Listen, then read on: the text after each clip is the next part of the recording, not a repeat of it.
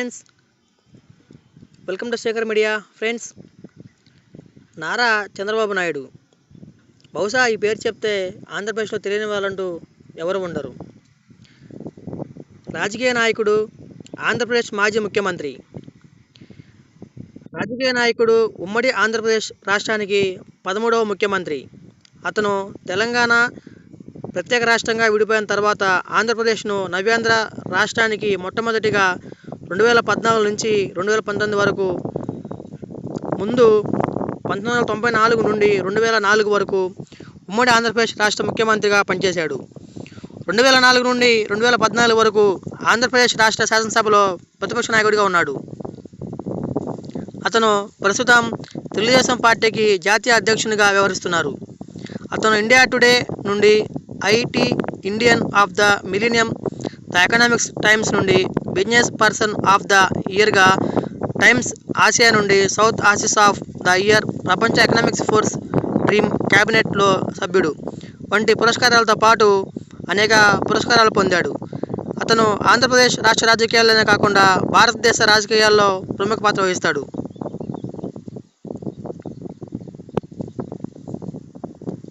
ఈయన చిత్తూరు జిల్లాలో నారావారిపల్లి అనే చిన్న గ్రామంలో 1950 ఏప్రిల్ 20వ తేదీన ఒక సామాన్య మధ్యతరగతి రైతు కుటుంబంలో జన్మించాడు. అతని తండ్రి ఎన్ ఖర్జూర్ నాయుడు వ్యవసాయదారుడు, తల్లి గృహిణి. ఉన్నత చదువుల నిమిత్తం తిరుపతికి వెళ్ళి అచ్చట 10వ తరగతి పూర్తి చేసి తదుపరి శ్రీ వెంకటేశ్వర విశ్వవిద్యాలయంలో 1972లో BA తర్వాత ఆర్థిక శాఖ శాస్త్రంలో పోస్ట్ గ్రాడ్యుయేషన్ పూర్తి చేశాడు. తన సొంత గ్రామంలో పాఠశాల లేనందున ప్రాథమిక విద్యను అభ్యసించే సమయంలో రోజు పొరుగు గ్రామమైన శేషపురంకు నడుచుకుంటూ వెళ్ళేవాడు. ప్రాథమిక విద్య అనంతరం చంద్రగిరిలోని జిల్లా పరిషత్ పాఠశాలలో చేరి 9వ తరగతిని పూర్తి చేశాడు. చిన్నప్పటి నుండి ప్రజాసేవ పట్ల ఆసక్తి కలిగి ఉండేవాడు. తొలుత ప్రభుత్వ ఉద్యోగం చేయాలని భావించినను ప్రజాసేవ చేయడానికి రాజకీయాలు సరైనవని నమ్మి నిర్ధారించి రాజకీయాలపై దృష్టి పెట్టాడు. విద్యాభ్యాసం పూర్తి కాకముందే తిరుపతికి సమీపంలో ఉన్న చంద్రగిరిలో విద్యార్థి నాయకునిగా యువజన కాంగ్రెస్లో చేరాడు. చదువుతున్నప్పుడే సెలవులు వచ్చినప్పుడు స్నేహితులను మరికొందరిని కూడగట్టుకొని గ్రామంలో సామాజిక సేవా కార్యక్రమాలతో పలువురి ప్రశంసలు అందుకున్నాడు.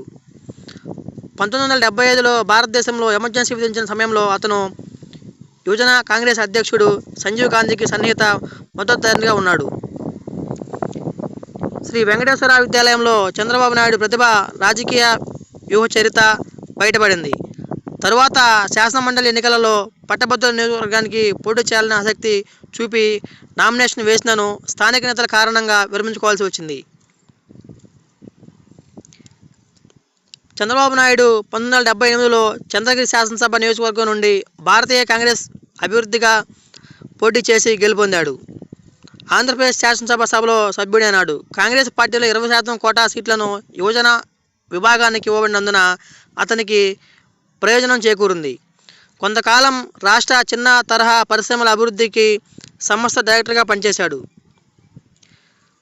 కొంతకాలం తర్వాత ఆంధ్రప్రదేశ్ ముఖ్యమంత్రి టంగుటూరి అంజయ్య మంత్రివర్గంలో సాంకేతిక విద్య, సినిమాటోగ్రఫీ మంత్రిగా తన 28వ ఏట నియమితులయ్యాడు. కాంగ్రెస్ ఐ క్యాబినెట్లో తక్కువ వయసు గల మంత్రిగా గుర్తింపు పొందాడు. 1980 నుండి 1983 వరకు రాష్ట్ర సినిమాటోగ్రఫీ, సాంకేతిక విద్య, పశుసంవర్ధక శాఖ, పాడి పరిశ్రమ, చిన్న తరహా నీటిపారుదల శాఖ మంత్రిగా పనిచేశాడు. సినిమాటోగ్రఫీ మంత్రిగా అతను ప్రముఖ తెలుగు సినిమా నటుడు నందమూరి తారక రామారావు దృష్టిలో పడ్డాడు. 1981 సెప్టెంబర్ 10న ఎన్టీ రామారావు 3వ కుమార్తె నందమూరి భువనేశ్వర్ని వివాహమాడాడు.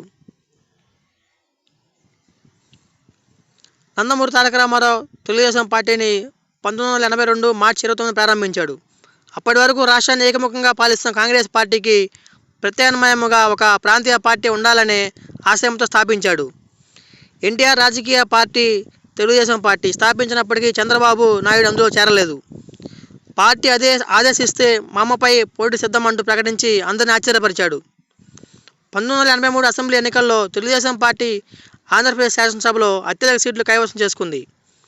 పార్టీ పెట్టిన 9 నెలల్లోనే ప్రభుత్వాన్ని ఏర్పాటు చేసిన తెలుగుదేశం పార్టీ అందరినీ ఆశ్చర్యపరిచింది. చంద్రగిరి నియోజకవర్గంలో కాంగ్రెస్ అభ్యర్థిగా చంద్రబాబు నాయుడు, తెలుగుదేశం పార్టీ అభ్యర్థి మేడసాని వెంకటరామనాయుడు చేతిలో ఓటమి పాలయ్యాడు. తరువాత అతను తెలుగుదేశం పార్టీలో చేరాడు. తర్వాత కాలంలో తెలుగుదేశం పార్టీలో రాజకీయంగా ఉన్నత స్థాయికి ఎదిగి పలు అంచనాలకు కేంద్ర బిందువయ్యాడు. 1985 సంవత్సరం వరకు తెలుగుదేశం ప్రధాన కార్యదర్శిగా పార్టీ యంత్రాంగాన్ని పటిష్టం చేశాడు. పార్టీలో ఎదుగుదల 1984లో ఎన్టీఆర్ గుండె చికిత్స కోసం అమెరికాకు వెళ్ళినప్పుడు నాదెండ్ల భాస్కర్రావు కాంగ్రెస్తో చేతులు కలిపి కొంతమంది శాసనసభ సభ్యులను తన వైపు తిప్పుకొని అడ్డదారులు అధికారం చేజెక్కించుకున్నారు. ఈ ఉపద్రవాన్ని తిప్పికొట్టడానికి చంద్రబాబు రంగప్రవేశం చేశాడు. 1984 ఆగస్టు 16న నాదెండ్ల భాస్కర్రావు తన మద్దతుదారులతో పాటు అప్పటి రాష్ట్ర గవర్నర్ అయిన రామ్లాల్ని కలిసి పార్టీలో రామారావు మద్దతు కోల్పోయాడని, పార్టీ మద్దతు తనకే ఉందని, ప్రధానమంత్రి ఇందిరాగాంధీ లోపాయకార సహకారంతో ముఖ్యమంత్రి అయ్యాడు. గవర్నర్ అతనికి అసెంబ్లీలో మద్దతు నిరూపించుకోవడానికి 4 రోజులు గడువు ఇచ్చాడు.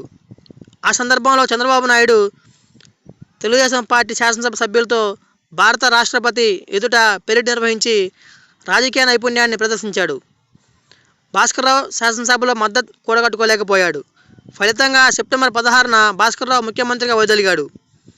31 రోజుల అనంతరం రామారావు తిరిగి ముఖ్యమంత్రి పదవిని అధిష్ఠించాడు.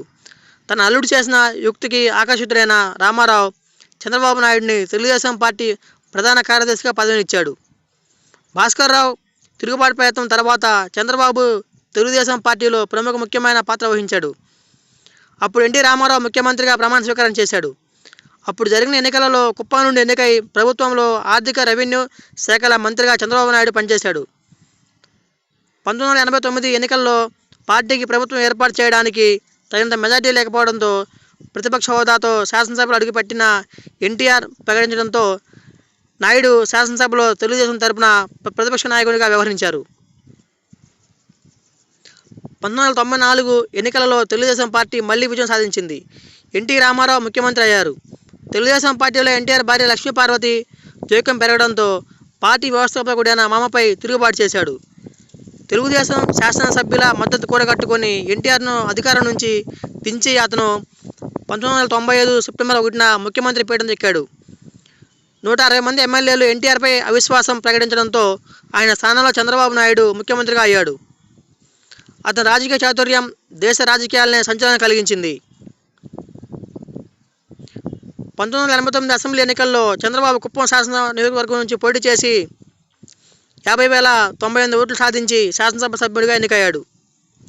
కానీ ఆ ఎన్నికల్లో కాంగ్రెస్ పార్టీ తిరిగి అధికారంలోకి రావడంతో ప్రతిపక్షంలో ఉన్నాడు. 1989 సంవత్సరంలో జరిగిన ఎన్నికల్లో తెలుగుదేశం ఓడిపోవడంతో నందమూరి తారక రామారావు ముఖ్యమంత్రిగా తప్ప ప్రతిపక్ష నాయకుడికి శాసనసభలో అడుగుపెట్టినని ప్రతిజ్ఞ చంద్రబాబు నాయుడు శాసనసభలో తెలుగుదేశం తరపున ప్రతిపక్ష నాయకుడిగా వ్యవహరించారు. ఆ అవకాశం పార్టీపై పెట్టి పంచుకోవడానికి చంద్రబాబు నాయుడికి చాలా బాగా ఉపయోగపడింది. 1990 సంవత్సరంలో తెలుగుదేశం భారీ విజయం సాధించి అధికారాన్ని సొంతం చేసుకుంది. 1990 సంవత్సరంలో తెలుగుదేశం పార్టీలో సంభవించిన పరిణామాల నేపథ్యంలో అధికారాన్ని చేజెక్కించుకున్నాడు. అప్పటి నుండి 2004వ సంవత్సరం వరకు 9 సంవత్సరాల పాటు ముఖ్యమంత్రిగా కొనసాగి అత్యధిక కాలం ఆంధ్రప్రదేశ్ ముఖ్యమంత్రిగా పనిచేసిన రాజకీయ నాయకునిగా చరిత్ర సృష్టించాడు. అతను ఆహార సబ్సిడీలను తగ్గించి విద్యుత్ సుంకాలను పెంచాడు. అమెరికా అధ్యక్షుడు బిల్ క్లింటన్, యునైటెడ్ కింగ్డమ్ ప్రధానమంత్రి టోనీ బ్లెయిర్లు హైదరాబాద్కు వచ్చి ముఖ్యమంత్రిగా ఉన్న ఆయన నాయకుడిని కలిశారు. అమెరికన్ మ్యాగజైన్ టైమ్కు చెందిన అపరిసియం శేష్ కేవలం 5 సంవత్సరాలలో అతను గ్రామీణ వెనుకబడినతనం, పేదరికం ఉన్న ప్రాంతాన్ని భారతదేశ కొత్త సమాచార సాంకేతిక కేంద్రంగా మార్చాడు అని తెలిపాడు. ఆ పత్రిక అతని సౌత్ ఆసియన్ ఆఫ్ ద ఇయర్గా అభివర్ణించింది. విజన్ 2020 భవిష్యత్ అవసరాల సమస్యలు ముందే గుర్తించి తాను విజన్ 2020 పేరుతో ప్రణాళికను రూపొందించాడు. దీనిని యుఎస్ కన్సల్టెన్సీ మిక్సీని కంపెనీలతో కలిసి కొన్ని ప్రతిపాదనలు చేశాడు. సర్వజననీయమైన తక్కువ ఖర్చుతో విద్య, ఆరోగ్యాన్ని అందించడం, గ్రామీణ ఉపాధి, చిన్న పెట్టుబడిదారులకు ప్రత్యామ్నాయంగా పెద్ద సంస్థలు. విజన్ 2020లను అమలు చేయడం ద్వారా నాయుడు రాష్ట్ర ఆరోగ్య సంరక్షణ విద్యను ప్రైవేటీకరించాడు. ఇది పరోక్షంగా వ్యవసాయ భూముల నుండి చిన్న రైతుల పారదోలేందుకు, తద్వారా పశ్చిమ దేశాలలో వలె పెద్ద సంస్థ వల్ల వ్యవసాయం పెద్ద ఎత్తున చేయగలిగేందుకు దోహదపడింది. ప్రస్తుత పరిస్థితుల్లో వ్యవసాయం రైతులకు స్థిరమైన లాభదాయకమైనది కాదని, రైతులు జీవనోపాధి కోసం ఇతర రంగాలను ఎన్నుకోవాలని తెలిపాడు. 2004 ఎన్నికల్లో ఓటమి పాలవడానికి ఇది కూడా ప్రధాన కారణమైంది. సంక్షేమ కార్యక్రమాలు 1990 సెప్టెంబర్ 1న ముఖ్యమంత్రిగా ప్రమాణ స్వీకారం చేసిన తర్వాత దశాబ్దాల తరబడి కార్యాలయాలకు పరిమితమైన ప్రభుత్వ ఉద్యోగులను ప్రజల వద్దకు పంపి ప్రజల వద్దకే పాలనను 1995 నవంబర్ 1న ప్రారంభించాడు. ఆర్థిక అసమానతలు లేని ఆరోగ్యకరమైన ఆనందకరమైన అభ్యుదయ ఆంధ్రప్రదేశ్ నిర్మాణమే కర్తవ్యంగా ఎంచుకొని 1997 జనవరి 1న జన్మభూమి కార్యక్రమాన్ని రూపొందించాడు. అనేక సంక్షేమ పథకాలను చంద్రబాబు రూపొందించి అమలు చేశాడు. సాంకేతిక అభివృద్ధి అర్థం చేసుకొని 1998లో హైటెక్ సిటీని ప్రారంభించి అనతికాలంలోనే ఐటీ రంగంలో అగ్రగామిగా నిలబెట్టి ఆంధ్రప్రదేశ్కు ప్రపంచ స్థాయిలో గుర్తింపు తెచ్చారు. హైదరాబాద్ హైటెక్ సిటీ ఒక అంతర్జాతీయ సంచలనం. రాష్ట్ర ప్రజల్లో ప్రతి ఒక్కరూ పరిశుభ్రమైన వాతావరణంలో సంపూర్ణ ఆరోగ్యంతో జీవించాలనే సదాశయంతో 1998 సెప్టెంబర్ 10న పచ్చదనం పరిశుభ్రత కార్యక్రమం దాదాపు 9.36 లక్షల కోట్ల మొక్కలు నాటారు. ఎస్సీ ఎస్టీ సంక్షేమానికి జస్టిస్ పున్నయ్య కమిషన్ ఏర్పాటు చేశారు. బీసీలకు 33% స్థానిక సంస్థల రిజర్వేషన్తో పాటు చేపట్టారు. జాతీయ రాజకీయాలపై ప్రభావం 1996 లోక్సభ ఎన్నికల్లో ప్రాంతీయ పార్టీలకు పెద్ద సంఖ్యలో సీట్లు వచ్చాయి. ఆ ఎన్నికలలో కేంద్రంలో ప్రధానమంత్రులను ఎంపిక చేసిన కింగ్ మేకర్గా మారాడు. కాంగ్రెసేతర పార్టీలను కూడగట్టడం, కేంద్రంలో ప్రభుత్వాలను ఏర్పరచడంలో చంద్రబాబు కీలక పాత్ర వహించాడు. చంద్రబాబు ఇతర ప్రాంతీయ పార్టీల నేతలతో సంప్రదింపులు జరిపి కేంద్రంలో మొదటిసారిగా కాంగ్రెస్ బీజేపీలు లేని తృతీయ ఫ్రంట్ ప్రభుత్వ ఏర్పాటుకు మార్గం సుగమం చేశాడు. దీనికి బయట నుంచి మద్దతు వచ్చేలా కాంగ్రెస్ పార్టీని ఒప్పించాడు. ఇందులో భాగంగా దేవేంద్ర గౌడ్ ప్రధాని అయ్యారు.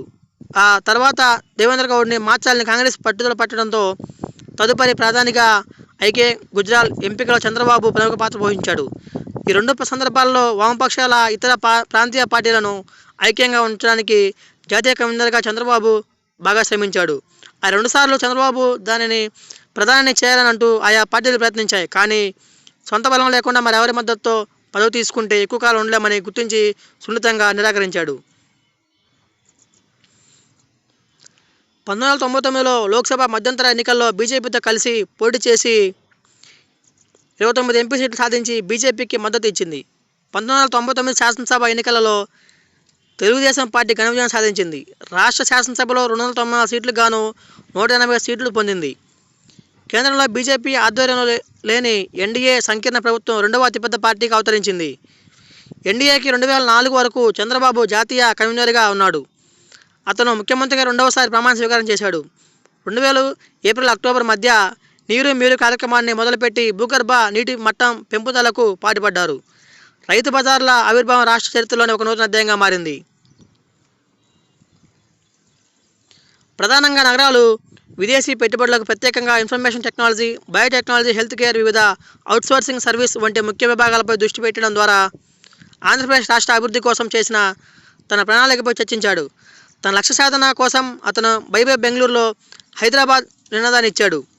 మైక్రోసాఫ్ట్ కార్పొరేషన్ హైదరాబాద్లో సాఫ్ట్వేర్ డెవలప్మెంట్ సెంటర్ను స్థాపించింది. యునైటెడ్ స్టేట్స్ ఆఫ్ అమెరికాలోని సియాటిల్ నగరంలో ఉన్న సంస్థ తర్వాత ఇది రెండవ కేంద్రం.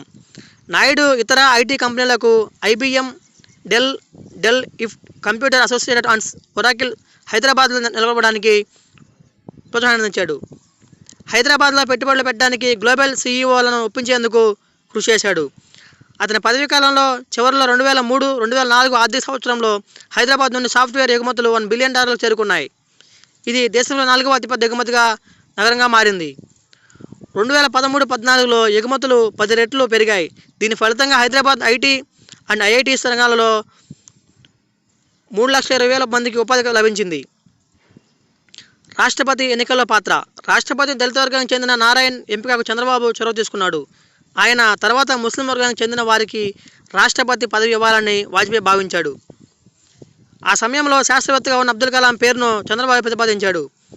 శాస్త్రవేత్త రాష్ట్రపతి అయితే యువతరానికి స్ఫూర్తిదాయకంగా ఉంటుందని చెప్పి కలాంకు చెప్పి ఒప్పించాడు. అదేవిధంగా ఆంధ్రప్రదేశ్ గవర్నర్గా చేసిన కృష్ణకాంత్ను ఉపరాష్ట్రపతి చేయడంలో కూడా చంద్రబాబు కీలక పాత్ర వహించాడు. 2003 హత్యా ప్రయత్నం. 2003 అక్టోబర్ 1న తిరుపతి బ్రహ్మోత్సవాలకు వెళ్తున్న సమయంలో అలిపిరి వద్ద నక్సలైట్స్ క్లైమోర్ మైన్లు పేల్చి చంద్రబాబు నాయుడుపై హత్యాయత్నం చేశారు. కానీ అదృష్టవశాత్తు చంద్రబాబు ఆ ప్రమాదం నుండి గాయాలతో బయటపడ్డాడు. ఆ సంఘటనలో రాష్ట్ర సమాచార శాఖ మంత్రి బి గోపాలకృష్ణారెడ్డి, శాసనసభ సభ్యులు రెడ్డి రాజశేఖర రెడ్డి, తెలుగుదేశం శాసనసభ్యుడు CH Krishnakumar, car driver Srinivasu రాజులకు కూడా గాయాలయ్యాయి. తెలుగుదేశం ఎమ్మెల్యే బొజ్జల గోపాలకృష్ణారెడ్డికి తీవ్రమైన గాయాలయ్యాయి. బాంబు దాడి కేసులో 2014లో ముగ్గురికి 4 ఏళ్ల జైలు శిక్ష, ఒక్కొక్కరికి 700 జరిమానా విధిస్తూ తిరుపతి అదనపు సహాయ సస్పెన్షన్ కోర్టు సెప్టెంబర్ 25, 2014 గురువారం తీర్పు ఇచ్చింది. 2004 ఎన్నికల్లో ఓటమి. చంద్రబాబు నాయుడు నేతృత్వంలో తెలుగుదేశం పార్టీ 2 సార్లు వరుసగా గెలిచి ప్రభుత్వాలు ఏర్పడిన తర్వాత 2004లో జరిగిన మధ్యంతర ఎన్నికల్లో తెలుగుదేశం పార్టీ పరాజయం పాలైంది. రాష్ట్ర శాసనసభ్యుల్లో 294 స్థానాలకు గాను 47 సీట్లు మాత్రమే పొందింది. 42 లోక్సభ స్థానాలకు 5 స్థానాల్లో మాత్రమే గెలుచుకుంది. అనేక మంది మంత్రులు ఓడిపోయారు. కానీ చంద్రబాబు నాయుడు కుప్పం శాసనసభ నియోజకవర్గం నుండి శాసనసభ్యునిగా ఎన్నికయ్యాడు. కాంగ్రెస్ ప్రభుత్వంలో ప్రతిపక్ష నాయకుడిగా తన సేవలందించాడు. 2014 ఎన్నికల్లో విజయం. చంద్రబాబు నాయుడు నేతృత్వంలోని తెలుగుదేశం పార్టీ ఇతర పార్టీలైన భారతీయ జనతా పార్టీ, జనసేన పార్టీలతో కలిసి కూటమిగా ఏర్పడి ఆంధ్రప్రదేశ్ శాసనసభ ఎన్నికలకు పోటీ చేసింది. ఈ ఎన్నికలలో 170 స్థానాలకు 102 స్థానాలు కైవసం చేసుకుంది. ఉమ్మడి ఆంధ్రప్రదేశ్ రాష్ట్రంకు 9 ఏళ్ల పాటు ముఖ్యమంత్రిగా పనిచేసిన చంద్రబాబు ఆంధ్రప్రదేశ్ రాష్ట్ర విభజనానంతరం జరిగిన సార్వత్రిక ఎన్నికల్లో విజయం సాధించి 13 జిల్లాల ఆంధ్రప్రదేశ్ నవ్యాంధ్రకు మొట్టమొదటి ముఖ్యమంత్రిగా పనిచేశాడు. 2014 జూన్ 8న గుంటూరు సమీపంలో ఆచార్య నాగార్జున విశ్వవిద్యాలయంలో మైదానంలో ముఖ్యమంత్రిగా ప్రమాణ స్వీకారం చేశాడు. ప్రజాభీష్టం మేరకు ప్రజా రాజధాని అమరావతి అని ప్రకటించాడు. రైతులు చంద్రబాబుపై ఉన్న నమ్మకంతో 32,000 ఎకరాల భూములను రాజధాని నిర్మాణం కోసం ఇచ్చారు. ఇది ప్రపంచంలో ఒక రికార్డు. ఆంధ్రప్రదేశ్ రాష్ట్రాన్ని ఆ ప్రాంతం నుంచి పాలించుకోవాలనే ఉద్దేశంతో రికార్డు సమయంలో తాత్కాలికంగా సచివాలయం, అసెంబ్లీ భవనాలను నిర్మించారు. పెండింగ్ ప్రాజెక్టులను ఒక్కొక్కటిగా పూర్తి చేసుకుంటూ వచ్చాడు. పోలవరం ప్రాజెక్టును 2019 నాటికి పూర్తి చేసే విధంగా చర్యలు తీసుకుంటున్నారు. లోటు బడ్జెట్లో ఉన్నా కూడా 2 అంకెల వృద్ధి రేటును సాధించగలిగాడు. అనుబంధ రంగాల్లో 22% వృద్ధిని సాధించి నదుల అనుసంధానం చేసి తొలి రాష్ట్రం ఆంధ్రప్రదేశ్ వ్యవసాయానికి ప్రత్యేక బడ్జెట్ వేశాడు. బీసీలకు ప్రత్యేకంగా సబ్ ప్లాన్తో తీసుకొచ్చాడు.